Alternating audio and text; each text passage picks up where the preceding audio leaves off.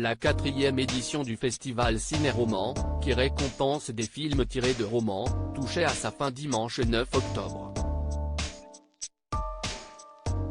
Des grands noms du cinéma français étaient ainsi réunis au cinéma Pathé-Gare du Sud de Nice pour cette dernière journée, empreinte de plusieurs séquences.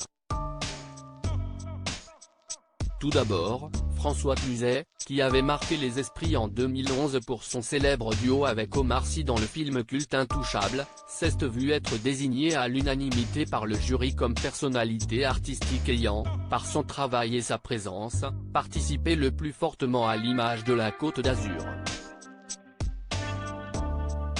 Une récompense qu'il a reçue aux côtés de sa femme Nargis Laoui Falcoz, avec qui il a notamment pris la pose tout sourire, trophée en main. Pour rappel, il avait épousé cette ancienne directrice de la communication du mythique hôtel Carlton de Cannes en juillet 2011, après avoir dit oui par le passé à la productrice Chantal Perrin, avec qui il a une fille Blanche, née en 1984. Sans oublier ses anciennes romances avec la défunte Marie Trintignant, la mère de son fils Paul, né en 1993, et avec Valérie Bonneton, maman de ses deux enfants Joseph, 2001, et Marguerite, 2006. François-Xavier de Maison papa pour la deuxième fois. Outre cette apparition très remarquée, s'y est aussi avec la projection en avant-première du film de Bruno Chiche, Maestro,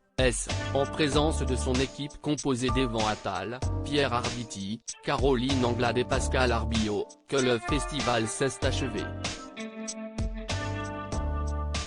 9 films tirés de romans ont été présentés en compétition face à un jury présidé cette année par Danielle Thompson, qui est notamment la fille du réalisateur Gérard Houry et de l'actrice Jacqueline Roman, ainsi que la belle-fille de Michel Morgan. Enfin, difficile de ne pas souligner la présence de François-Xavier de Maison pour cette ultime journée, qui quant à lui a été immortalisé au photocal du film Le Syndicaliste à l'hôtel Negresco. Lui n'était pas accompagné par sa femme Anaïs, avec qui il vit pourtant un rêve éveillé puisqu'il vient notamment d'accueillir son premier enfant en commun avec elle, alors qu'il est déjà papa d'une fille de 15 ans appelée Sacha, aînée de son ancienne union avec son attaché de presse de l'époque.